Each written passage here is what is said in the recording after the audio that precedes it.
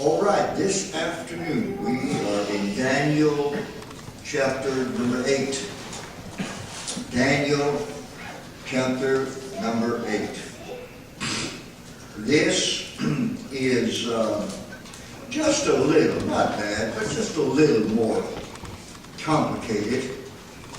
And while I don't normally like reading, there are a couple of times if I get foggy in my mind, I may pick up on a couple of notes because of names, the circumstances of the vision. I've got that down pretty good, but there are some names and dates. I may, if you'll bear with me, I may refer to reading just a little bit. What this is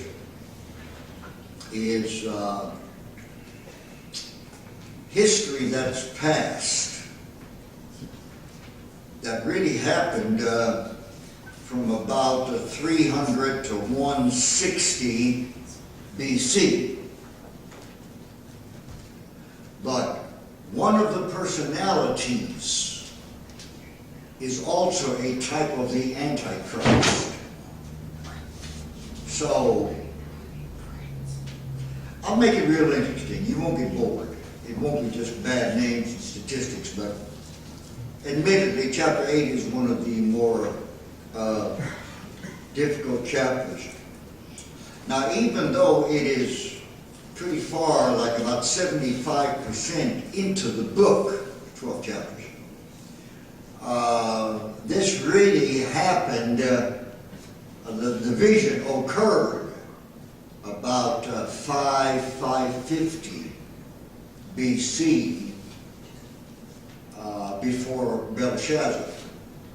So, and when we work through this, you will be amazed at the accuracy of this vision, because now where we are, and we know back history, we can see the fulfillment of this 8th chapter, and how absolutely pinpoint accurate it was, even to the counting of the days.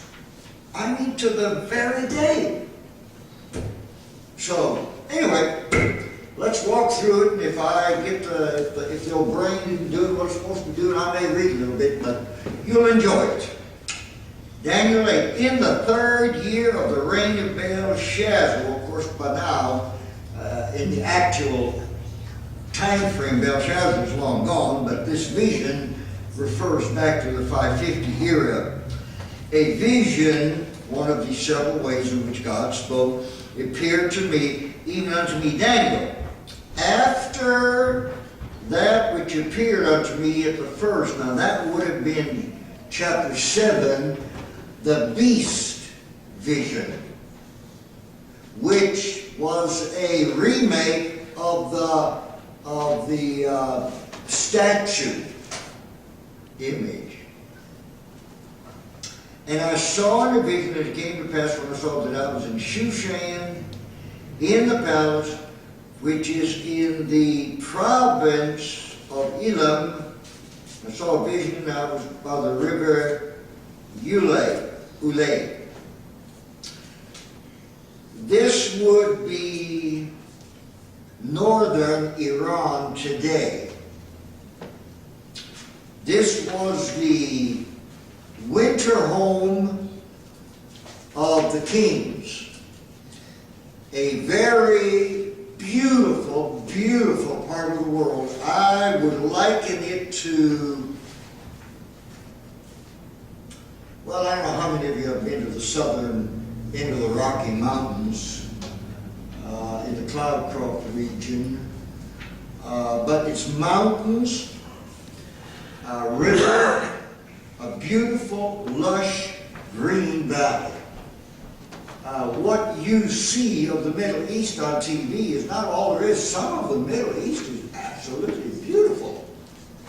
And this would be some of that country. Then I lifted up my eyes and saw, and behold, there stood for the river, a ram which had two horns.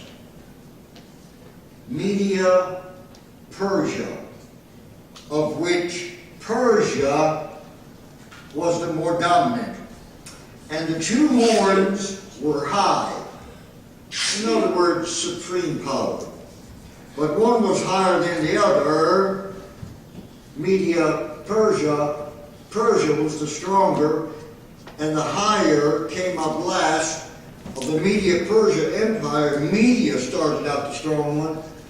Persia came in later and then became the strong one. I saw the ram pushing westward and northward and southward. That would be all of that Middle Eastern territory, really pushing up into the southern part of what is now Europe, so that no beast might stand before him. In other words, it was the dominant kingdom of the time. Neither was there any that could deliver out of his hand, but he did according to his will and became great. The Persian Empire. And as I was considering, behold, a he-goat, that would be Alexander the Great, came from the west on the face of the whole earth and touched not the ground. In other words, speed. And what Alexander and the Grecian Empire was known for was they pretty much conquered the whole Eastern world in 3 or 4 major campaigns. Very, very fast. And the he-goat had a notable horn between his eyes. And he came to the ram that had the 2 horns, Media-Persia, which I had seen standing before the river, and ran unto him in the fury of his power, fast and powerful. And I saw him come close unto the ram, and he was moved with choler against him, and smote the ram, and brake his 2 horns, symbolic term for combat, swift combat, and a decisive victory. And there was no power in the ram to stand before him, but he cast him down to the ground and stamped upon him, and there was none that could deliver the ram out of his hand. This is the end of the Media-Persia Empire by the conquest of Alexander the Great and his generals. Very quick, very powerful. Therefore, the he-goat, Alexander, waxed great, and the Grecian Empire. And when he was strong, at the zenith of his career, he is now 32 years old, the great horn was broken. He died very suddenly. There's no definitive, real proof on what killed him, but most of the writers that I read is one of the 4 generals that took the kingdom poisoned him. But there never was any proof of that, but that's what was going on around. And for it, the he-goat Alexander, for it came up 4 notable ones, 4 generals, toward the 4 winds of heaven. In other words, the then known world and 4 winds striving, those 4 generals always fought. Now I want to read a little bit about verse 8. No more remarkable and accurate prediction could ever be imagined than this detailed analysis of the Grecian Empire. At the zenith of the strength of the he-goat, Alexander, the great horn, is suddenly broken. Alexander dies. No individual replacement grows. No family. Instead, 4 notable horns spring up pointing to all directions. 4 generals divide the entire territory.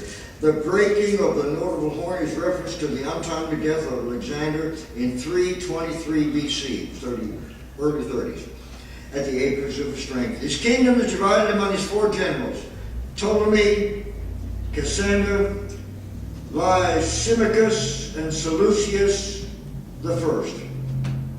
The four horns which rose in the place of Alexander, which are known in history as the dynasty of the Diadochs. Lysimachus received Thrace and Bithynia. Cassander took Macedonia and Greece. Seleucia took Syria and Babylon in the east for the India, while Ptolemy took Egypt, Palestine, and Arabia.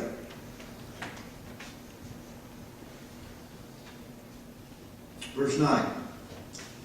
And out of the one of them came a little horn.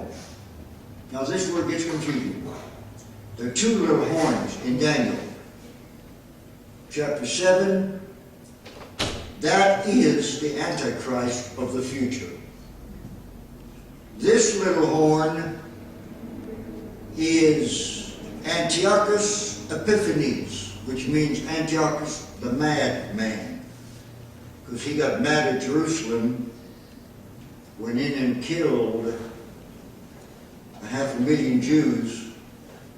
And as I mentioned this morning, when I did an introduction about Rome, that he took 50,000 men, women, and children, sold them into slavery. And that's not all he did. We'll get into that in a little bit. So this is not the little horn of the Antichrist, but this is where it gets even a little more confusing.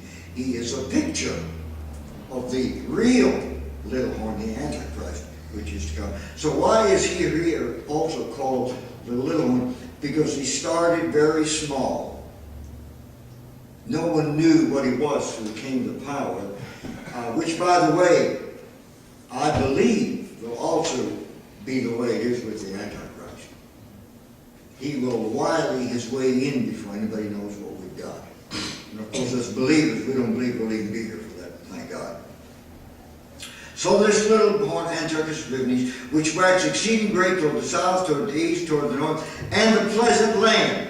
That's a Bible, Old Testament Bible term for the land of the Jews, Jerusalem and Judea. So let me read a little more about this particular incident. The succession of developments continued with the rise of the little horn, which waxed great, especially in the east and the south. The little horn springs from one of the four, and especially an interest in Israel.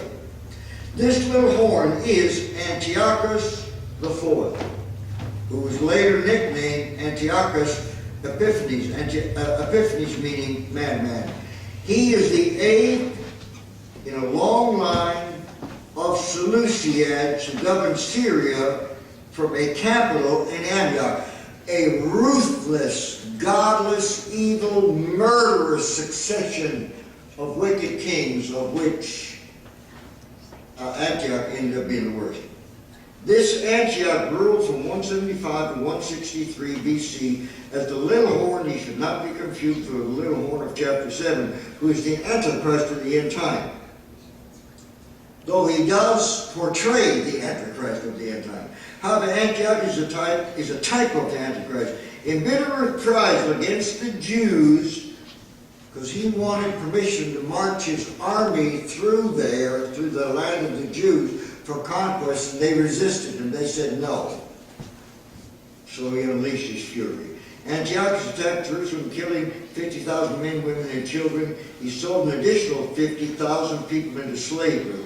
The temple, now here's where he symbolizes the Antichrist. The temple was dedicated by Antiochus to Jupiter Olympus, his god. The temple of Jehovah.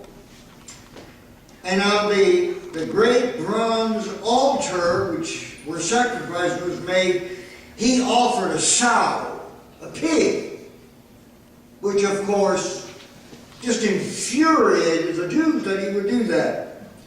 And if that wasn't enough, then he took the juices of the pig and spread it on all the temple furniture and precincts. And then he brought harlots into the temple to celebrate one of the Jupiter holidays, Saturnalia, a formidable heathen observance in the place of the Sabbath. And you can imagine how that floated with the Jews. He outlawed the Sabbath, he outlawed the reading of the Scriptures, and he outlawed circumcision.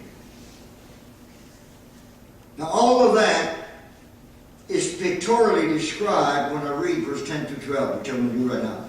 And he waxed great into the host of heaven.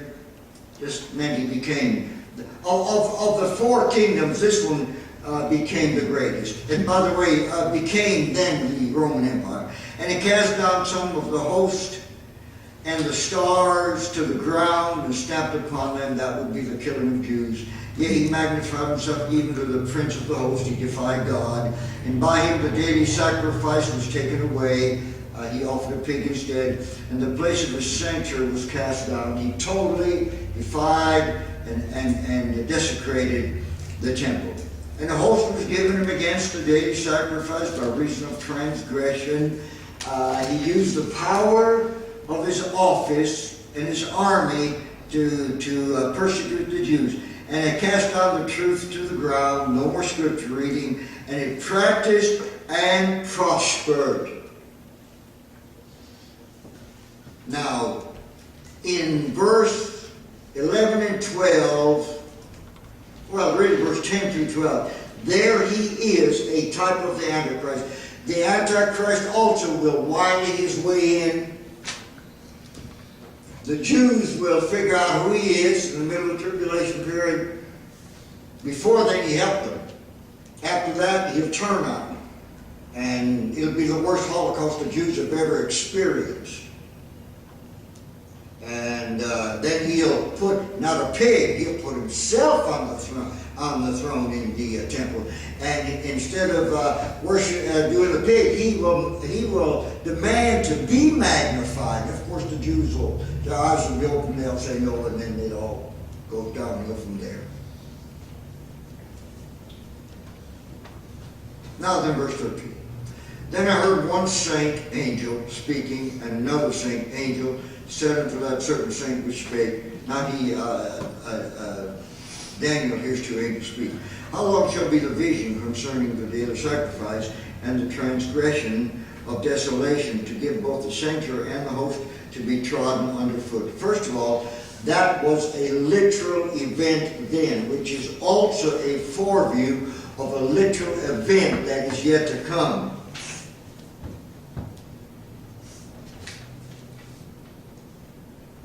Let me read this. Of course, I said saint or holy one refers to an angel.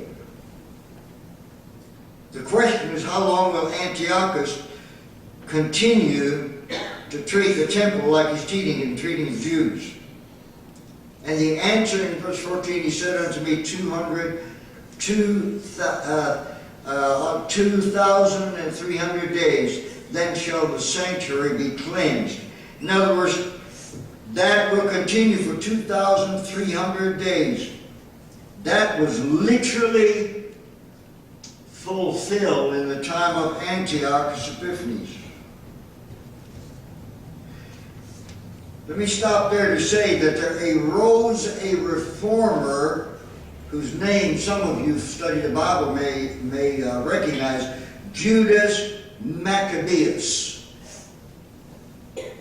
He and a bunch of the priests finally said, enough is enough, and they took on to overthrow Antiochus Epiphanes and get him out of the temple, and they succeeded. It's called the Maccabean Revolt. It is part of the inner middle between Old and New Testament history. It is now a celebrated holiday in Israel. Anyway, they ran Antiochus Epiphanes out of the temple December 25th, 165 BC. And when you go from that day backwards to when he took over in 171 BC, it comes to exactly 2,300 days. Now remember, This vision was given to Daniel almost 300 years, or between 300 and 400 years before it actually happened. You remember one of the ways that God said the people would always know a true prophet from a false prophet?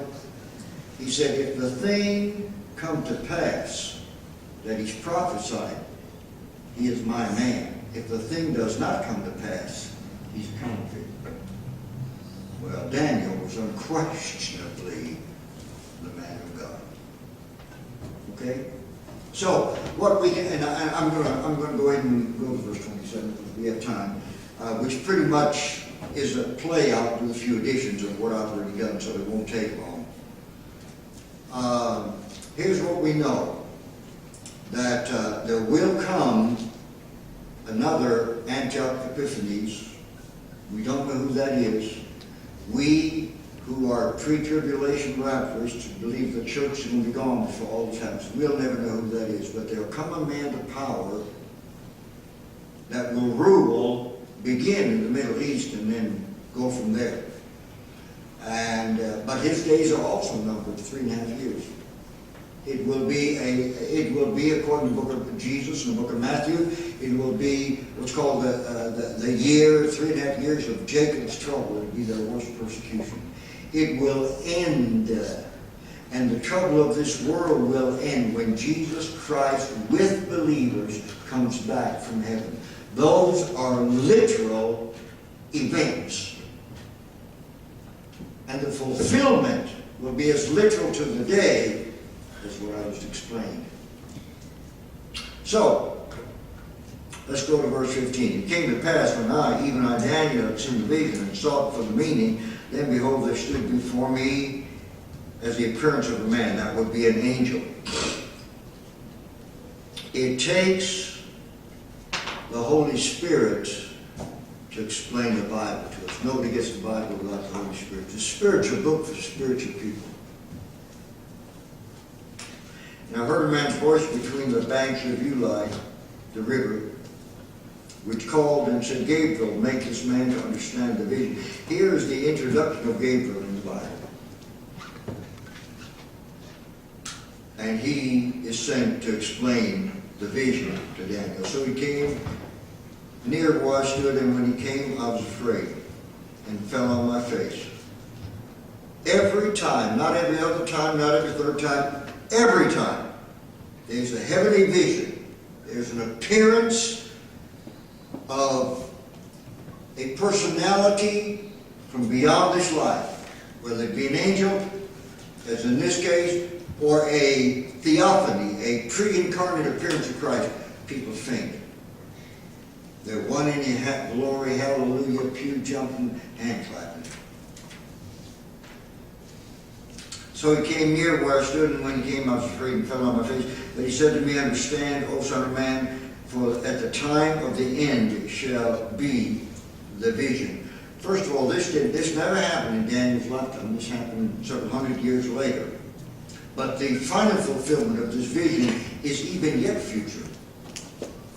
Now, as he was speaking with me, I was in a deep sleep on my face toward the ground, but he touched me and set me upright. He said, behold, I will make thee know what shall be in the last end of the indignation. In other words, this is now a prophecy to the Jewish people of what will happen to them under the reign of the Antichrist. For at the time appointed the end shall be. Now, there is even a Gentile application here. If you've got a red marker or something, I wish you'd underline this statement. For at the time appointed, the end shall be. Folks, God, before there ever was a world, ordained all. Romans 11:36, for of him and through him and to him are all things. This world is not out of control. It is to man. Looks like it to us, but it's not. All events, all peoples are under God's control. Look at that statement. For at the time appointed, the end shall be. God has this under control. God is working His plan. The ram, which thou sawest having the two horns, are the kings of Media and Persia, and I've already explained that. The rough goat is the king of Grecia, and I've explained that. The great horn that is between his eyes is the first king, Alexander. Now that being broken off, he died at 32, whereas 4 stood up, 4 generals, 4 kingdoms, kings' kingdoms. Remember, I used interchangeably in the Bible, shall stand up out of the nation, but not in his power. None of the 4 were near the power of the leader that Alexander was. And in the latter time of their kingdom, when the transgressors are come to the full,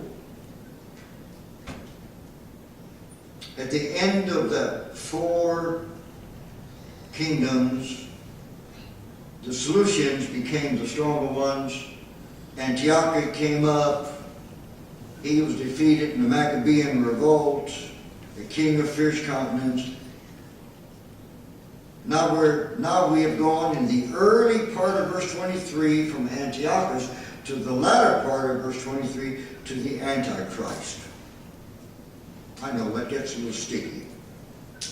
In the latter times of their kingdom, when the transgressors are come to the full, the king of fierce countenance, Antichrist, understanding dark sentences, meaning he will be satanically in power, shall stand up. Gabriel's analysis of the dream leads Daniel to an understanding which goes beyond the vision itself. Verse 19 speaks of the last end of the indignation. Verse 23, the latter times of the kingdom is the subject. A time when exceedingly fierce and able king will arise out of the former 4 from the western segment. He will direct his anger toward the holy people in the east and dare to stand in the place of God. These same events are alluded to in Revelation 13. How can you take one story and tell it in about 551 BC and then retell the same story by a different person in about 90 AD? There's only one way. It's the Bible. It's the Word of God. The great king is the beast out of the sea.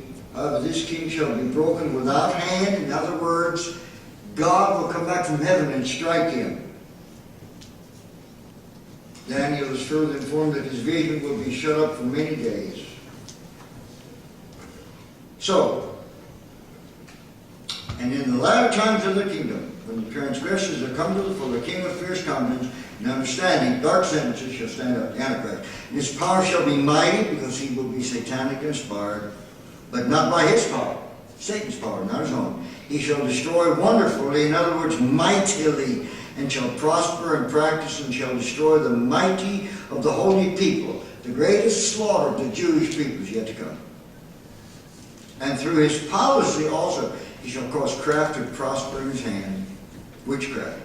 And he shall make a false prophet, false priest. He shall magnify himself in his heart, just like Satan did, and by peace shall destroy many. Now, let's pause a minute. I want you to lock in on that statement. By peace shall destroy many. By peace shall destroy many. Because we know what that means in the end-time event, that we're no longer here.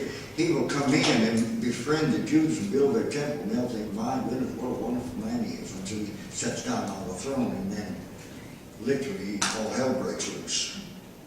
But there's a statement there, by peace shall destroy many. And I hope you don't think this is too far-fetched, but I look at America today, and I read that statement, and I see it. Just like Rome had more time, the Roman Empire was a dominant force. Nobody made war. And so finding prosperity got so good, everybody had time and money. and they're brought down the kingdom. I see that happening in America, people. We have 7 generations we have not known war on the home front except for 9/11 today. And because life is good, most people make enough money to take care of what they need to take care of, and they've got money left over. And look at the drug problem in America. Look at the alcohol problem in America. And look how much time we have for fun and games. And it's literally destroying us. And by peace shall magnify many. He shall also stand against the prince of princes. He'll raise his head up against God. But shall be broken without hand, divine intervention. And the vision of the evening and the morning, which was told, is true. It was true to the day, the first time. And folks, it's going to be true to the day, the second time. Thank God we will be delivered. Wherefore shalt thou up the vision, for it is for many days. Future. First time was over 300 years old. Second time, it has not happened yet. Now then, a personal note about Daniel, and the last person, Daniel, fainted, was 6-7 days. That is how it affected him physically. Isn't that interesting that in the book of Ecclesiastes, Solomon said, much learning is a weariness to the flesh.